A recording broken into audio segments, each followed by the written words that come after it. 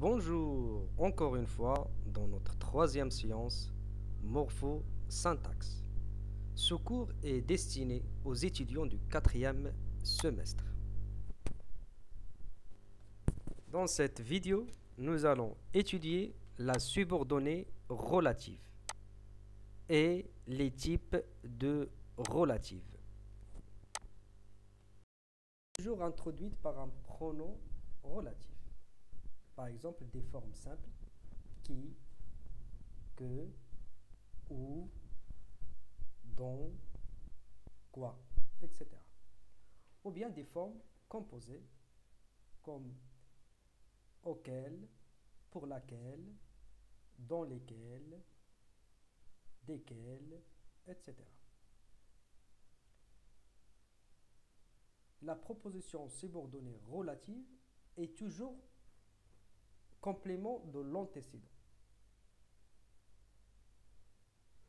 Ça veut dire, ça peut être le complément d'un nom ou un pronom sur lequel elle apporte des précisions.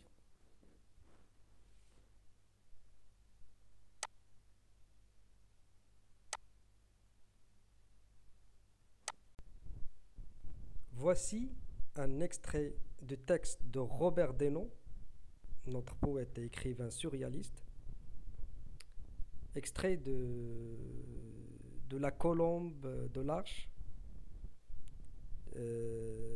qui présente des exemples des pronoms relatifs, des formes simples et composées.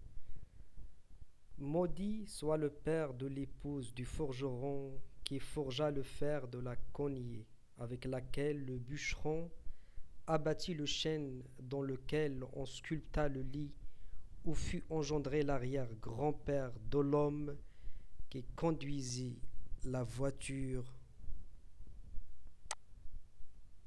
dans laquelle ma mère rencontra mon père.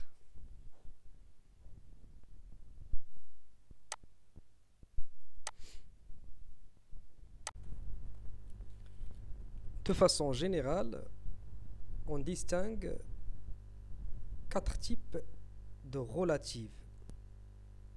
La relative adjective, la relative substantive, la relative périphrastique et la relative imbriquée.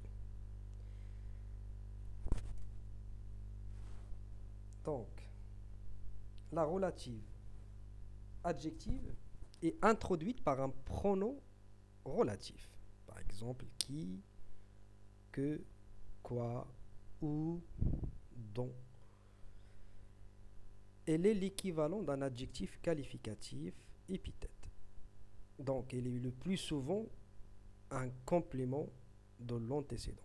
Donc, les relatifs adjectifs, ils ont toujours un antécédent nominal et le complètent à la manière d'un adjectif qualificatif épithète. Regardez l'exemple. Je préfère travailler avec des gens qui assument leurs responsabilités. Donc, ça veut dire je préfère travailler avec des gens responsables. Responsable est un adjectif qualificatif. Voilà. Au lieu de dire qui assument leurs responsabilités, donc il prend la forme d'un adjectif. Des gens responsables. Responsable qui est adjectif. L'exemple de la relative adjective.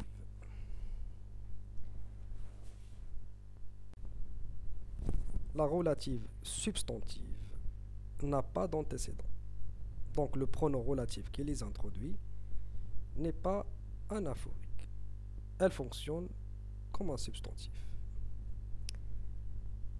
La relative substantive, donc le pronom relatif, tout d'abord, est employé sans antécédent. C'est l'opposé de la relative adjective, qui a un antécédent.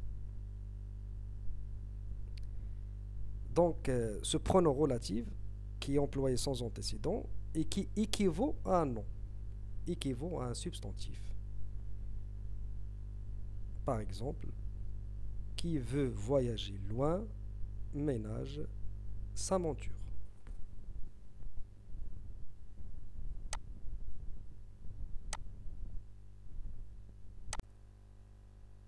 Qu'est-ce que c'est que la relative périphrastique?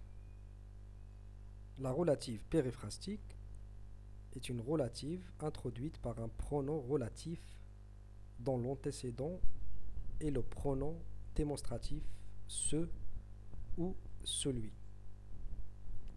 Donc l'ensemble constitué par ce démonstratif ce ou celui plus un pronom relatif nous donne une relative périphrastique.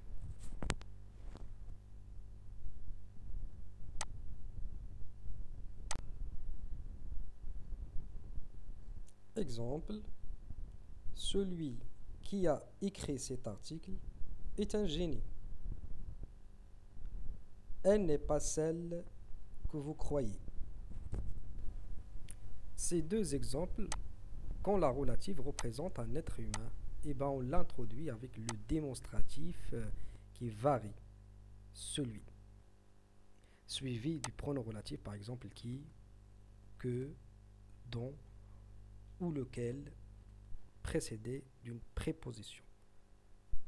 Voyons-nous un autre exemple, celui d'un inanimé. Lorsque la relative représente un inanimé, elle commence par le démonstratif invariable, ce.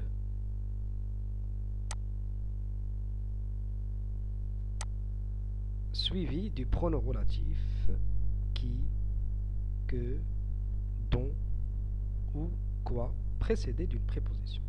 Par exemple, je n'ai pas oublié ce dont vous m'avez parlé.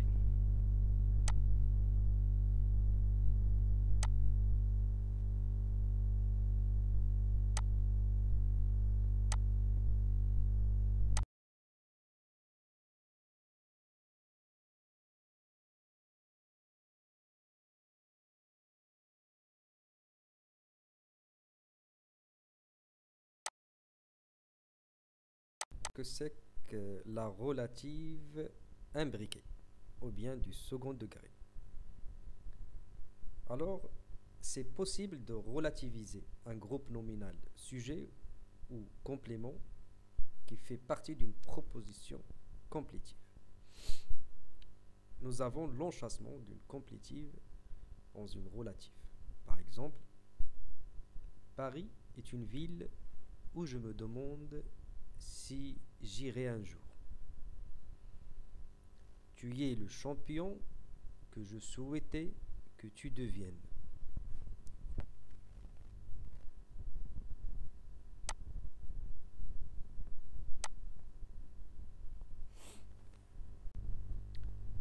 Exercice d'application.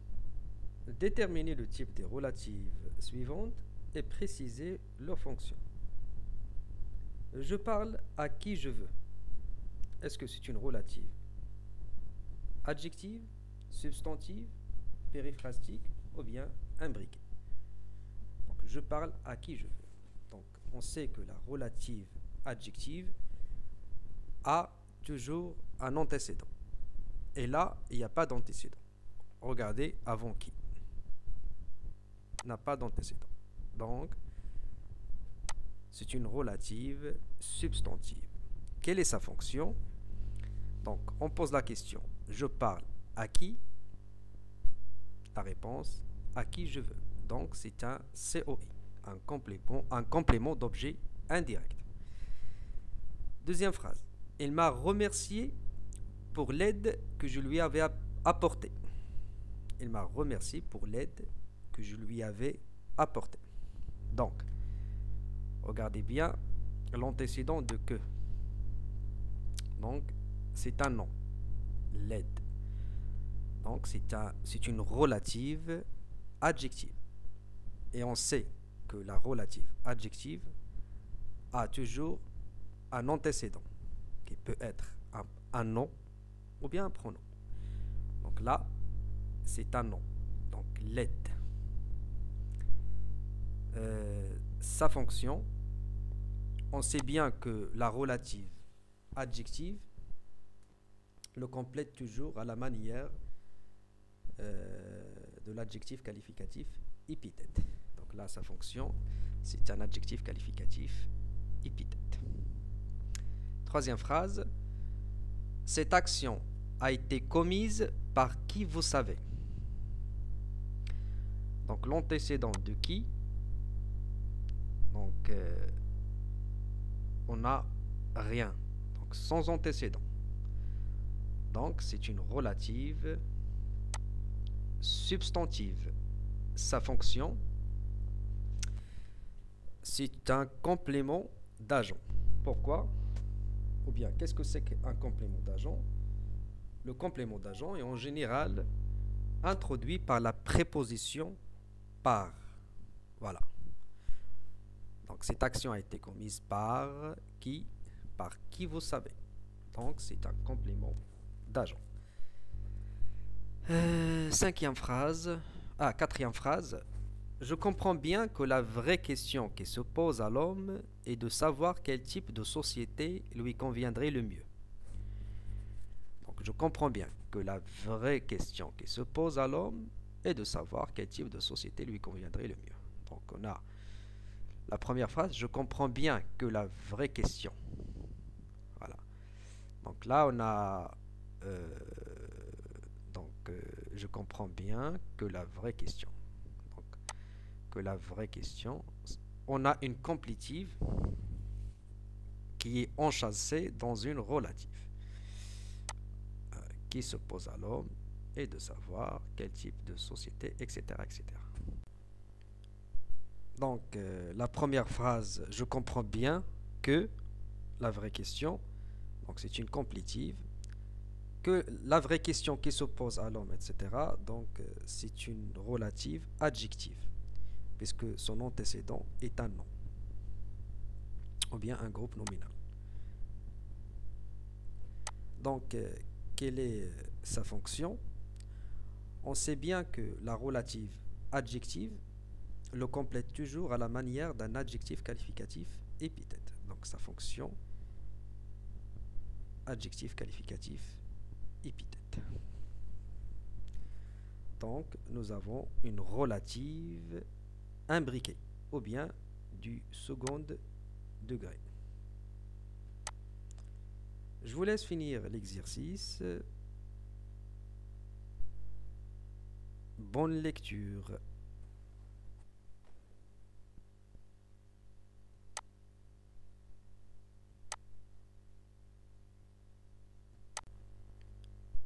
Donc, la première phrase, je comprends bien que la vraie question, donc c'est une complétive, que la vraie question qui s'oppose à l'homme, etc.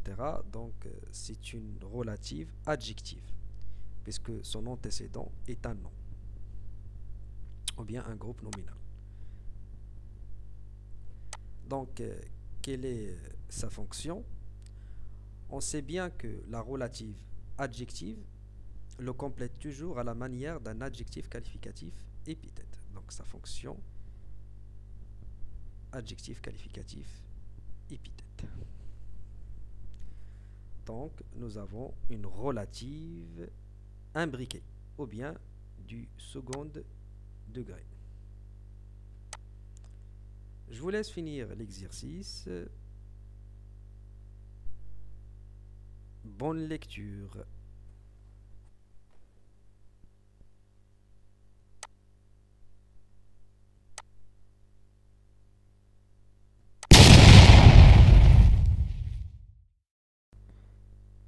J'espère vous avez tiré profit de cette séance. Je vous donne rendez-vous à la prochaine. Merci de votre attention. Bisous.